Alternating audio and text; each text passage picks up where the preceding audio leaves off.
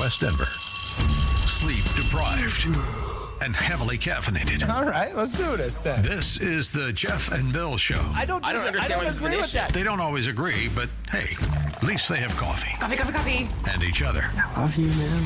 God help us. I want to bless him. We need all the help we can get. Now here's Jeff Hunt and Bill Thorpe.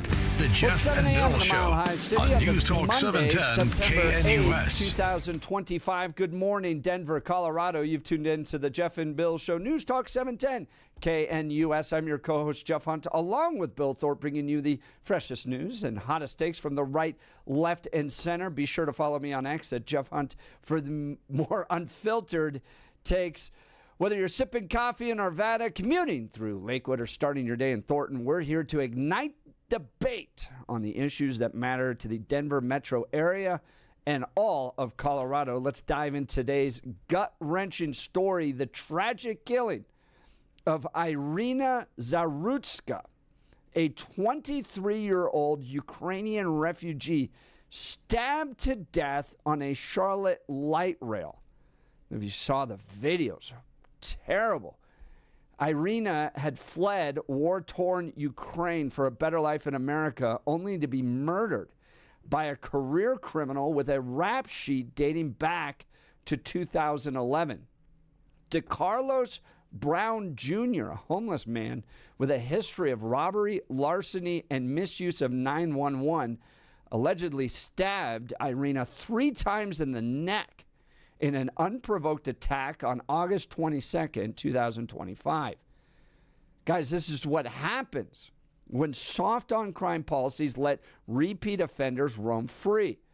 Colorado has a troubling history of weak DAs and judges releasing dangerous criminals due to psychiatric issues or immigration status, putting innocent lives at risk.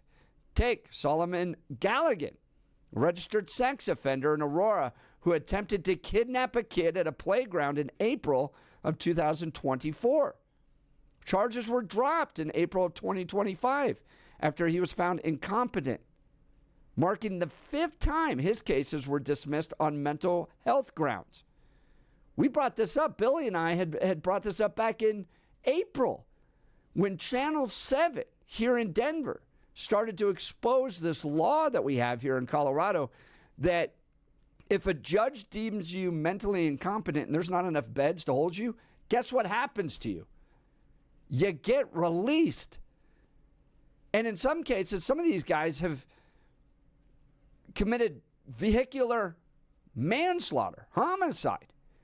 And because of the head injuries they sustained in the accident they caused that killed somebody, they got released because of this law. Or consider Tren de Aragua gang members who have been arrested and released in Aurora. In Colorado, we're no strangers to rising crime. We got the violent crime rate here in Colorado, in Denver. Plus, think about Amy Padden, 18th Judicial District DA, who sparked outrage over plea deals like the one in Caitlin Weaver's case, where an unlicensed, undocumented teen driver who killed a 16-year-old girl got probation.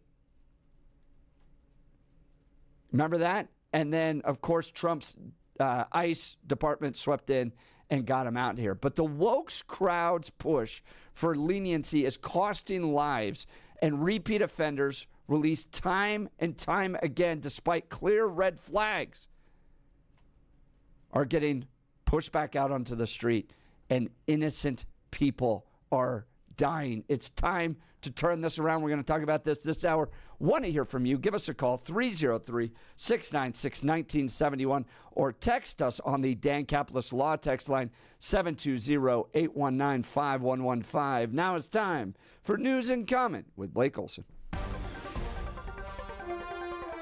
Blake Olson. Blake Olson, News and Comment. Good morning. Happy Monday. 63 and sunny in Denver, expecting a high of 87 today. This portion of the news sponsored by Pastor Camp Heating and Air Conditioning at 303-777-1234 to learn more about special savings opportunities on Lennox equipment. Our top story, Treasury Secretary Scott Bessent says he thinks the Supreme Court will declare DJT's global tariffs legal.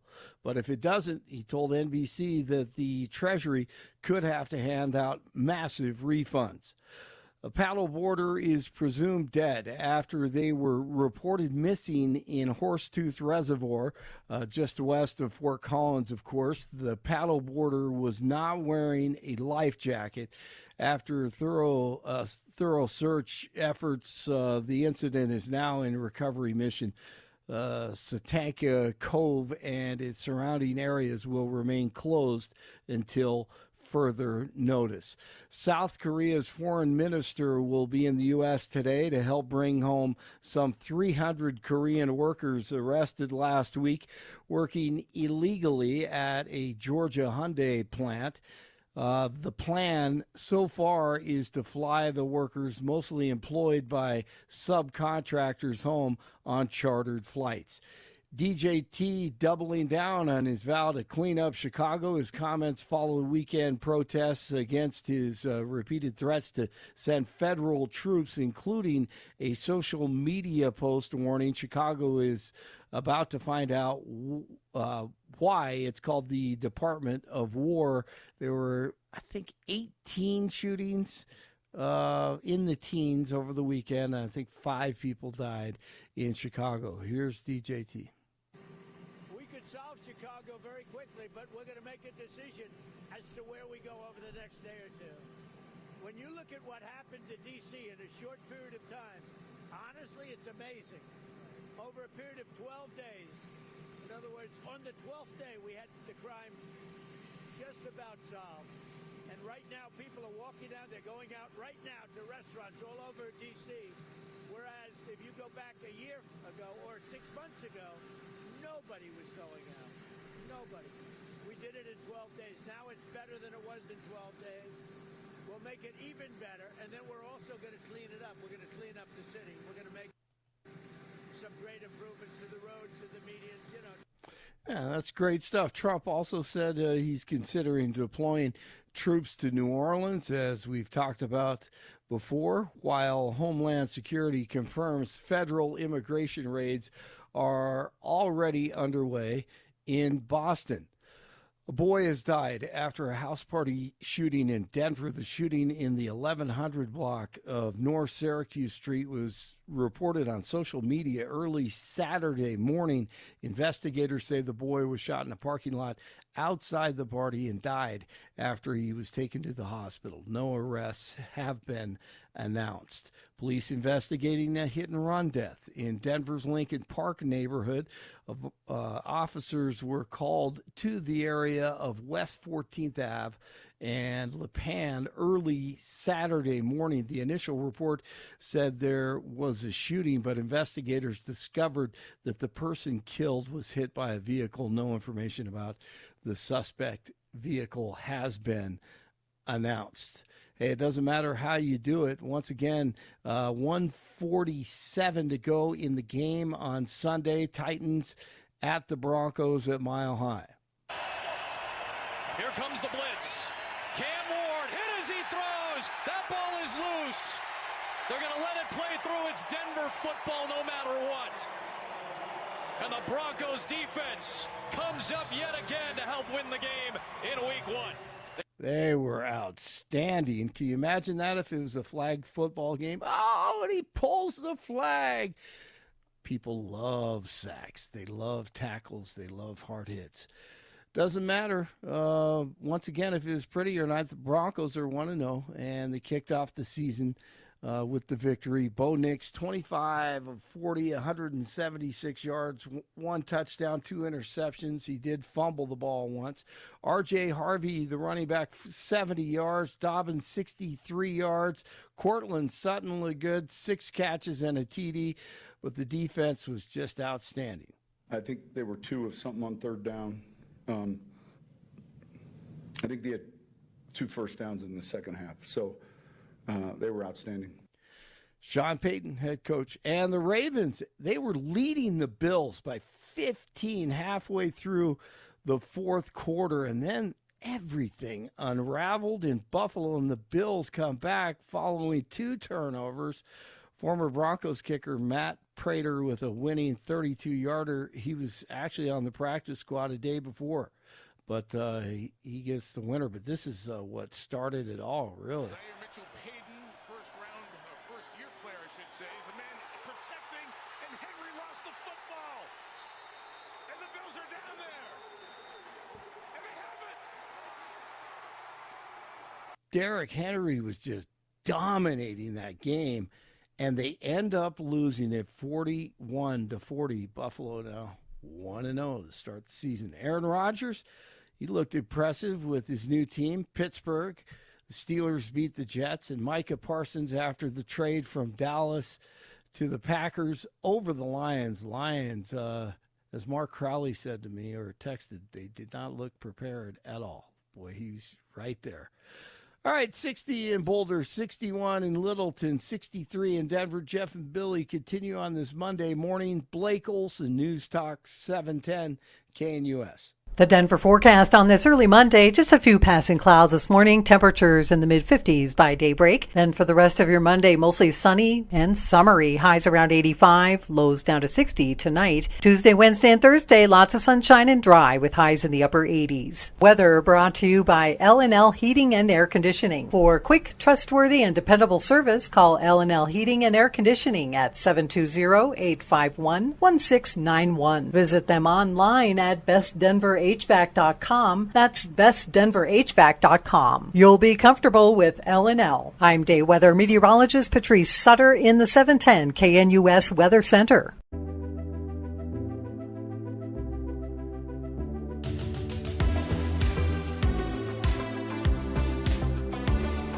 I don't know if you saw this video that was released of the Denver forecast on this early Monday. Irina Zarutska. She's a 23-year-old Ukrainian refugee that was stabbed to death on a Charlotte light rail. She had fled war-torn Ukraine for a better life in America. She was learning English, and she is coming in after her job. She had just finished working. She gets on this light rail, and she sits down in front of this homeless man. And this homeless man is behind her with his head up against the glass. And Irina has earbuds in. This is something that, we had a conversation with my kids about this video, and they watched it because part of the life lesson here is you need to be very aware of your surroundings. There's no blame put upon Irina for this whatsoever, but my kids do this too. They just put in their headphones and just kind of check out, right, whatever is on their phone.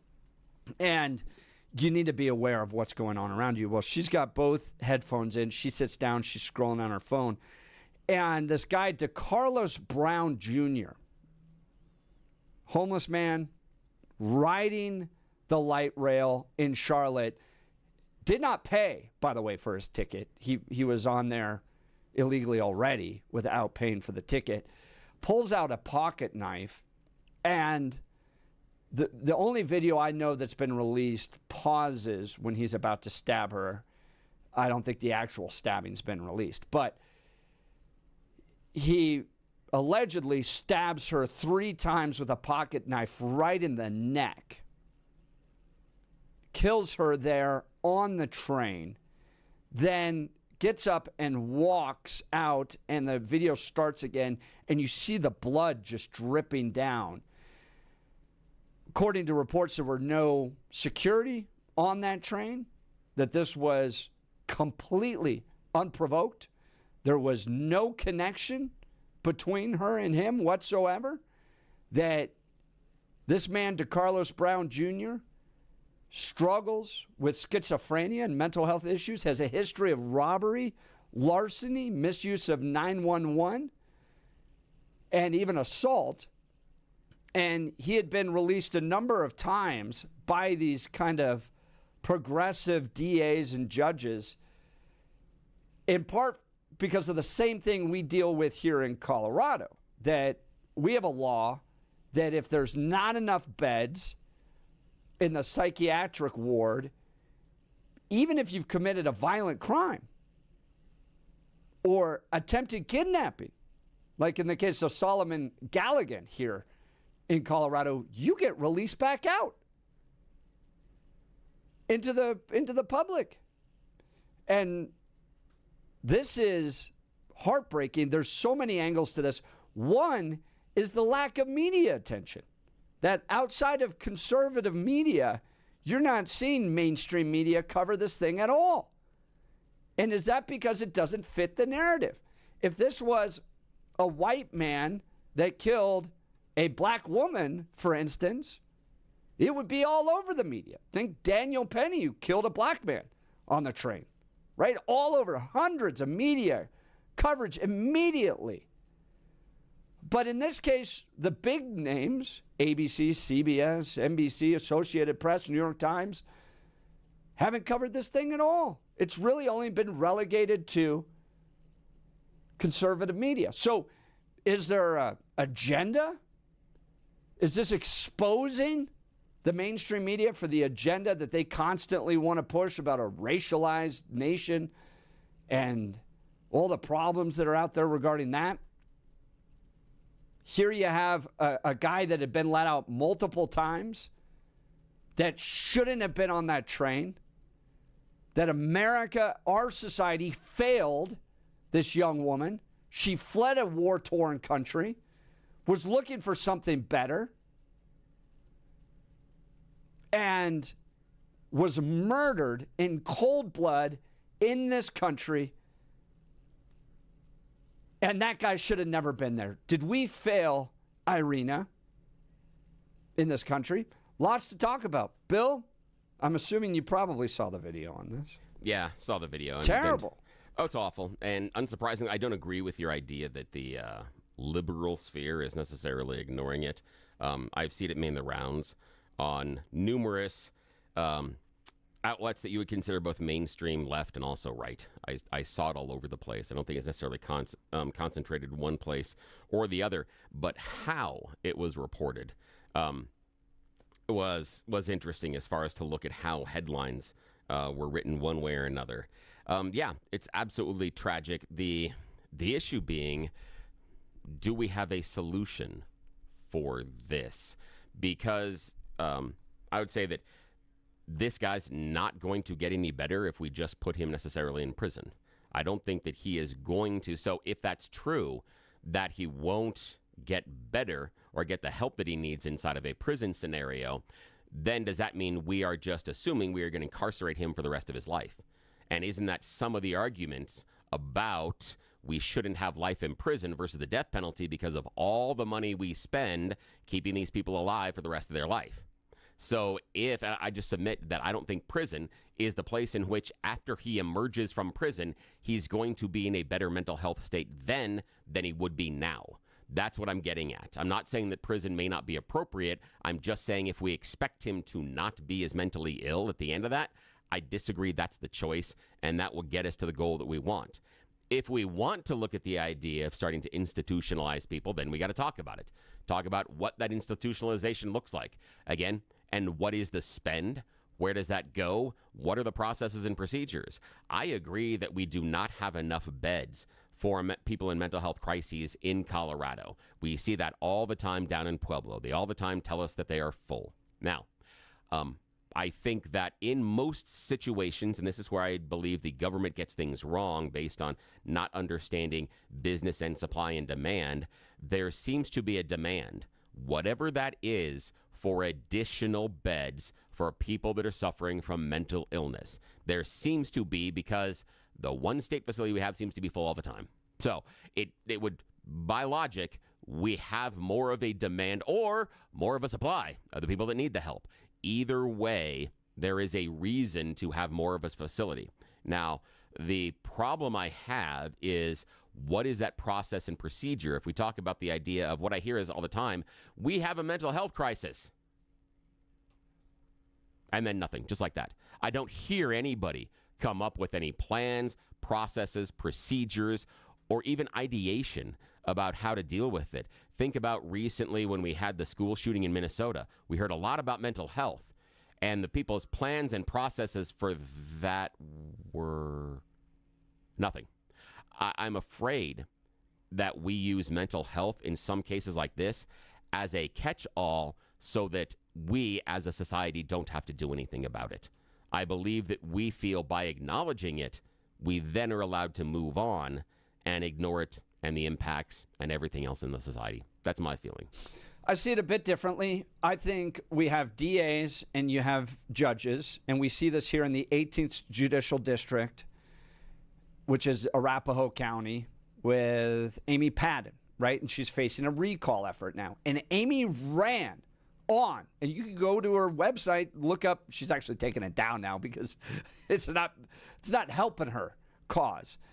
But in her election website, it was all about community support, social justice, finding ways to end the school to prison pipeline and over incarcerations and all this kind of progressive nonsense that will always fall on the side of the criminal, right? And say, well, we've got to find ways to keep them out of jail. We've got to find ways to put them back into the community.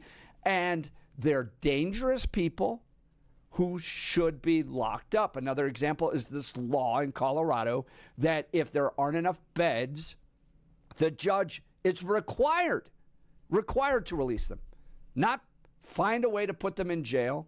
And as we've heard from other DAs on this show, that if that DA is particularly motivated to find a way around this law, they can't. But with Amy Padden and others, it's release them into the community for community support. In North Carolina, you had a guy that should have never been on that train to begin with, right? He would skip the fare. He had a long criminal history. His family knew he had mental health issues. And what did we do to him? We just let him out to roam around in the community, right? Same thing with this kind of drug overdose, drug use, poverty thing, that we're going to do community care, community support, which is just another word for, well, we're not really going to deal with the person. We're just going to release them out there. That is what has happened in these progressive communities. And the result is innocent people are dying. So, what needs to be done? We need to bring back insane asylums. We just do. Sorry. I know there was abuse that took place. There's abuse taking place right now on the street. And we just turn a blind eye because it's community care. So, bring back the insane asylums, repeal the laws that mandate judges, like here in Colorado, that if there's not beds, we're just going to release them into the community. I'm sorry, but in some cases, like with Solomon Galligan, where you're a registered sex offender and you'd been tried to kidnap people before and you just tried to kidnap a kid again, no, you're going to go sit in jail. I'm sorry if it's not compassionate for mental health reasons to lock somebody away. You're a danger to our society. You're going to go away. That needs to happen. Third, we as the electorate need to get rid of these weak-kneed DAs and judges like Amy Padden here in the 18th that are always going to side with criminals first. Their compassion is always with the criminal first and their experience. And let's understand why they're stabbing people randomly on light rails. And maybe they just needed to be hugged more as a kid. That needs to end. You need to put tough on crime leaders into positions of leadership so that our communities are safer. It must always be the safety of innocent people first, not the experience and background and history of criminals, which is what Amy Padden, weak-kneed DAs are doing. All right, join the conversation. Give us a call, 303-696-1971. Is the murder of someone like Irina Zarutska, the 23-year-old stabbed on the light rail in North Carolina, going to be a change moment for this country? Are we going to start to root out these DAs and these judges that have allowed dangerous people out into our communities, and we're going to turn around these laws? Are things in Colorado going to turn around, or are we going to continue to have these crime problems? Give us a call, 303-696-1971. Text us on the Dan Caplis Law text line at 720-819-5115. We'll get to Jack in just a second. Let me tell you about advanced hair restoration. Guys, let's talk about your hair. If you're losing it and desire to have it back, then Advanced Hair Restoration has the easiest guaranteed solution. Their simple one-day treatment offers life-changing results. I've seen it with my own eyes. Guys, it's not magic, but close to it. They put hair where you need it the most, and bam, it grows. It's actually science. Advanced Hair has it all. Top-rated Dr. Tanya Pauls, modern technology, and best of all, you get your own natural hair that begins regrowing the very next day. Advanced Hair even guarantees it will grow for life. So schedule your free consultation now. That's 720-459-HAIR. If you qualify, you'll get $250 off and 250 free hair grafts. Advanced Hair is the winner of Westward's Best of Denver and has changed the lives of tens of thousands of people. So don't wait. Check out the before and afters online for yourself. 720-459-HAIR or advancedhair.com. That's advancedhair.com. We'll continue. You're listening to The Jeff and Bill Show. This is Denver's Talk Leader News Talk 710 KNUS.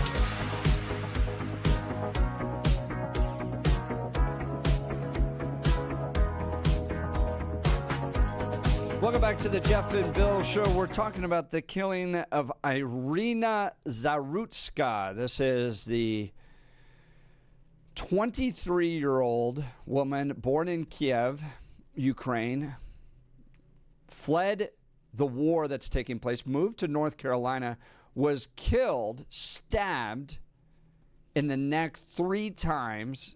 The video's been released. It's terrible. The man charged in her murder is DeCarlos Brown Jr., a homeless man with a history of robbery, larceny, misuse of 911, and charges which include assault. Never should have been out on the street, dealing with severe mental health issues. Shouldn't have been on the train. Was fare jumping at the time he murdered Zarutska. And questions about weak DAs, weak judges, who let him out. We're dealing with similar stuff here in Colorado. And the DA in Arapahoe County, the 18th Judicial District, Amy Patton, when she ran for office, was all talking about compassion towards criminals, reducing, incarceration, overcrowded jails, all that stuff.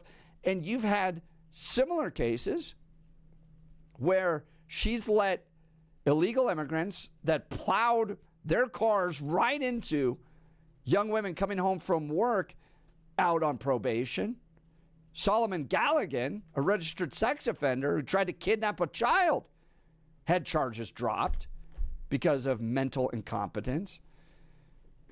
So are we dealing with an issue in these progressive cities where weak DAs are putting their own citizens at risk because of this progressive ideology of criminals first and their compassion first? Let's go to the phone lines. Jack, Wyoming. Good morning, Jack. You're on with Jeff and Bill. Morning. Yeah, good morning. On this topic of how to deal with people that are a menace to society, you talk about incarceration or committing to a mental institution. I think there's a cheaper and better way to deal with it. Okay, what would that be? Well, you buy them a club membership and a set of golf clubs. Okay. And what do they do? Okay. Yeah, you've obviously they'll be playing golf. They'll be playing golf, and they'll realize that they're never going to master it, and they'll devote their time to it, and that'll keep them off the streets and off the subways and keep them away from being in a position to menace the general public. I mean, and it would be a lot cheaper.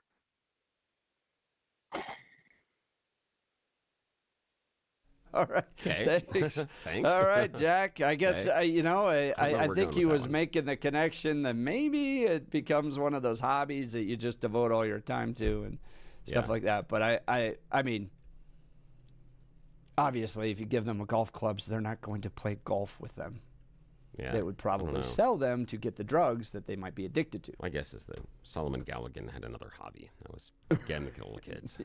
Just saying, I'm not sure if that would have. Trying to kidnap kids. Yeah, I'm not Yeah. sure. It's that he already had one. Yeah, I don't know. I missed the joke there. It's okay, but it's Monday, and we could easily be that obtuse. I'm certain this could just be Mondays getting a hold of us. wake up to Here's something that I've got in this entire conversation. How do we then determine that someone is mentally ill? How do we go through that process, and how do we make that determination? And the cautionary tale I have is, are we going to let, and I'm using it in air quotes, the state determine? And if not the state, then who? How do we make this determination that someone is mentally ill to a point that they should be placed into an institution or even behind bars? How do we make this determination? Jeff, how would we go about this? If we talk about the idea of we need to reopen things like mental institutions and we need to increase the mental health that is available, mental health help that is available for citizens, some of that will be non-voluntary. Yeah. How do we make that determination? And look, I understand the constitutional concerns. That's a valid concern in all this, right? Obviously, there's a process by which somebody is already determined to be mentally incompetent. Typically, there's a crime connected to it, right? So you've committed some form of crime, robbery, larceny,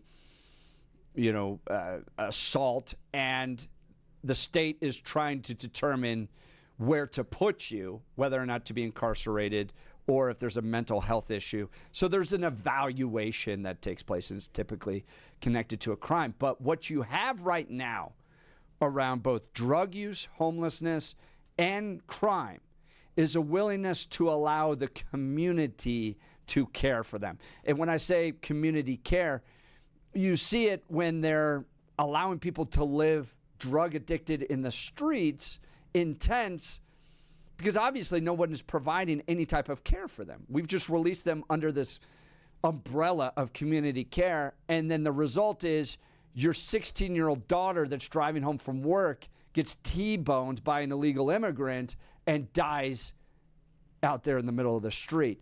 Or your 23-year-old daughter is riding home on a light rail and gets stabbed in the neck. So this community care effort that's been pushed out there by these progressive DAs and judges is resulting in innocent people dying.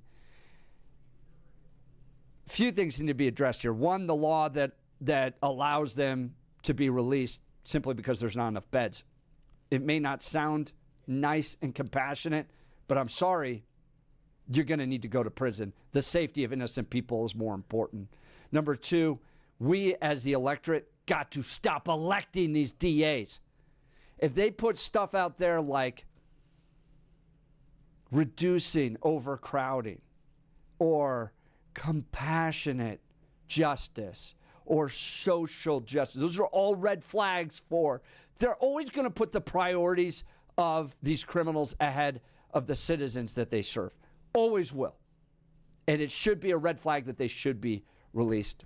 And then third, you got to build more mental institutions. We just got to spend the money to do it, because we're not going to allow these people to continue to live out on the streets, intent and harm our kids, grandkids, innocent people. Wow, we got full phone lines. Let's get to the phone lines. Daniel, Denver, good morning. You're on with Jeff and Bill. Hey, good morning. Good morning. So what's on your mind? Talk to us about mental health and crime. You said on the phone to the screen that you have some experience, background in mental health. What's your experience working in that field, and how can we apply it to the conversation today? If we go to the guy that's on the subway that eventually stabs a woman in North Carolina, were there any ways to get him help beforehand to where he maybe wouldn't be in that situation? Just what's your experience? So I actually have experience being a counselor in the mental health care field. I actually worked at a transitional facility where we would help youth try to stabilize and become, productive members of society, but sometimes they age out. And so my concern is how and who classifies, like you're saying earlier, what mental health is, and what do we do when the individual in those transitional periods choose not to get the help anymore? So we already, have a red flag. We know this individual was to some degree institutionalized. And now because of the red tape in the system, we're kind of just like, well, they're an adult now and they don't want help. This situation could happen to this individual in Charlottesville. And so again, like, who classifies, and then what do we do with those individuals? Do we just wait for them to commit a crime and then we send them to, like you're saying, an institution or prison? Colorado, it sounds like we don't have the strongest laws to hold individuals who need support, but have also been, potentially repeat offenders. And so that's where my concern is, like, that transitional phase. We know we could have helped them, but money or whatever the situation might be, we choose not to. And Daniel, here's my question. Do you think we as a society have erred on the side of that person's freedom versus society's safety? So the way the system's set up now, we're going to make sure that that person who's an adult does something really bad before we put them away, and therefore have kind of erred on the side of their freedoms versus our rights to be safe in our own communities. Well, I think it's tantamount that we do give everybody the chance to, I don't want to say make the mistake, but be a free individual. We can't preemptively, arrest somebody or place them in an institution So that's a slippery slope to walk on, to choose safety over freedom. I mean, it's, of course, we don't want anything bad to happen. Bad things happen all the time. You can get in your car and you can get in a car crash. Do we take away the vehicles of everybody for safety and go all autonomous, or force everybody to be on public transportation? So we can't just say, take away their freedom because they potentially could be a risk. It's a hard question to answer when you frame it that way. Yeah, and especially if we go off the idea of, quote, for the safety of society, end quote. Mm-hmm. If we use that as a justification, I believe both political parties can have a whole lot of things they'll want to restrict or keep us from doing for the, quote, safety of our society. Exactly. Daniel, appreciate the call. Thanks so much. Daniel's line from Denver will be open, 303-696-1971. Let's go to Frank in Denver. Good morning, Frank. You're on with Jeff and Bill. Morning. I always enjoy an intelligent guy like Jack calling in with a solution. This time his solution was both inaccurate and humorous at the same time. But it's no more inaccurate or humorous than the current solution our politicians have come up with for cases like this. This particular sad fellow, if he's a victim of schizophrenia, it's a hard thing to treat. The psychiatrists have criteria for diagnosing schizophrenia, and they have meds that are to some degree effective for these people if they will take their meds. But there's a category of schizophrenics that don't like to take meds by mouth, and their only solution is to get monthly injections, which keep them in better control. But it's a sad thing because you are going to be faced with taking away somebody's freedoms if they are potentially violent out in the public. Otherwise, you have an innocent victim like this poor girl from Ukraine who faces the choice of either being killed by a crazy man in Russia or a crazy man on the streets of Charlottesville. So, it's a dilemma, but I think you do the best you can. Look at all the heat Trump is taking now for trying to do an obvious thing of cleaning up the streets of Washington, Chicago, Baltimore, all these different places. I mean, there's got to be some common sense here in our country, or we're going to continue down this crazy path to socialism, communism, whatever you want to call it. But it's a path to destruction, and it is the destruction of our families, our livelihood, our country, and unfortunately, because America is shining light on a hill supposedly to the world, and it's something that people aspire to, it's not going to be good for the rest of the world. Now, Frank, I want to ask you this question. Stephen Miller has posted, and other conservatives have said, look, this continues to show in all these cases, whether it's the stabbing that took place in North Carolina, the response of progressives towards illegal immigrants, the response of progressives towards Donald Trump trying to make these cities safer, is that Democrats always put criminals first. In each one of these cases, the Democrats rush to the side of the criminals, that we want to reduce incarceration, that illegal immigrants have due process rights, that we don't want the military in our cities, that in every single one of these cases, the Democrats have revealed themselves to put criminals first ahead of American citizens. Your thoughts?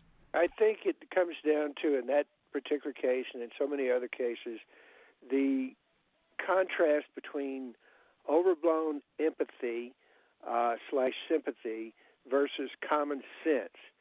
And I'm glad I'm not a judge, because I can't imagine some of the things that they have to face in these situations. But for a lot of these things, we have to use our best science and our best knowledge and the best we can do with our laws to help all these people involved. This poor man in Charlottesville obviously needed help. But the question is, how many of those people are out there on the streets, and what's it going to cost for each individual? He's obviously going to be basically Frank, a ward of I the want to state. stop you there for a second. Yeah, the cost is incredible, but does Stephen Miller in the quote that Jeff was reading, does that sound like he's worried about that person on the street that might be in a mental health crisis? Well, he's obviously pushing his political agenda, but he's doing it because he thinks it's what's right. It's just like you. You come in with arguments all the time that are spurious, but, you know, they're not spurious at all. Well, I they're not spurious at all. And here's one of them. Here's one of them, Frank. What do we do from an argument standpoint with Stephen Miller when he's talking about some of the things that are getting in the way or due process and putting military in cities? That's something that people are pushing back on and that he's complaining. That people are upset over taking away due process rights and putting military in cities. You have to confront him. But and ask him to defend his logic. That's all you can do. Oh, he's not. He's illogical. But I appreciate that call, Frank. And I've got another one. This is not a spurious argument, but it's one based on this conversation. And this, if we're talking about the idea of mental health, if we're talking about the idea that these people that are in these crises shouldn't be out there and shouldn't be in a situation where maybe they can stab a Ukrainian immigrant there on the subway of North Carolina, then talk to me about red flag laws. Talk to me about who gets to make that determination about when you're in a mental health crisis and whether or not you have access to your legally purchased firearms. That was the argument with red flag laws, is that the state is now going to determine whether or not I am in a mental health crisis and take away some of my rights. Again, that should be a shall not be infringed argument. I hear that all the time. What do I not understand about shall not be infringed? So are we saying that if this guy who was in North Carolina had legally purchased a firearm, should have been able to keep it? That's a question if we're talking about determining who's mentally ill and what they have access to or whether or not they should be institutionalized. Before you start blowing that trumpet, think about red flag laws. Well, one of the concerns about red flag laws is that your guns can be taken away without any conviction. But it's a mental health crisis.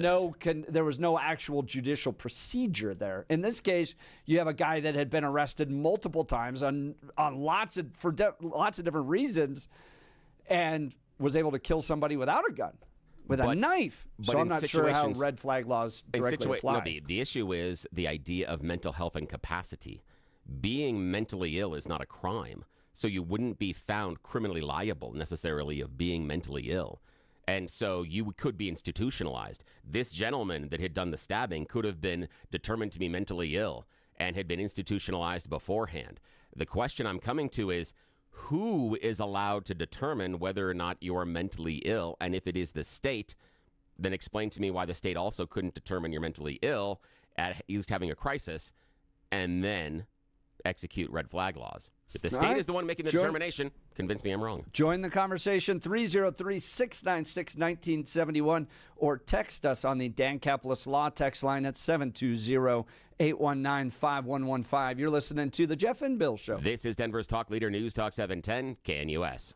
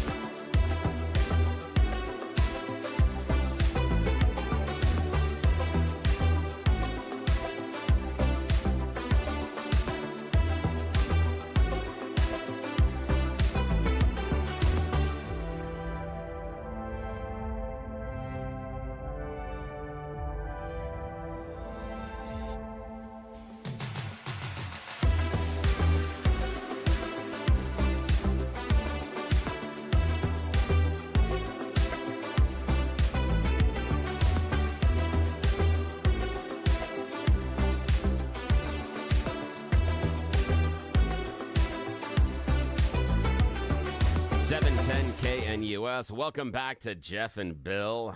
We'll get back to the phone calls here in just a second. We had a gentleman on the line that was going to talk to us about the history as far as mental incarceration and mental institutions here in the country. Unfortunately, I had to go. Dropped off. I'm sorry that we missed your phone call. But he was talking about it. It was Gary talking about back in the 30s and the 40s. We did create mental institutions, but then the conditions got to be so bad that was kicked back to the States. Some of what you saw inside of those mental institutions was reflected in things like One Flew Over the Cuckoo's Nest. Yeah. And as a friend of the show, Peter Boyles, always reminds us that the term bedlam comes from a mental institution in England, where they used to, they had the mental institution, they built a scaffolding that would run on the top part of the building where you could look down into the open yard and you would pay to go watch the crazy people do odd things to each other. You were witnessing bedlam. That's where that comes from. So, yeah. So that's what we used to do, and that's how we used to treat our mentally ill, and that was the problem why we closed them down. So if we do, what Gary was kind of looking at is, do we have any association or any assertions or assumptions that it would be any better?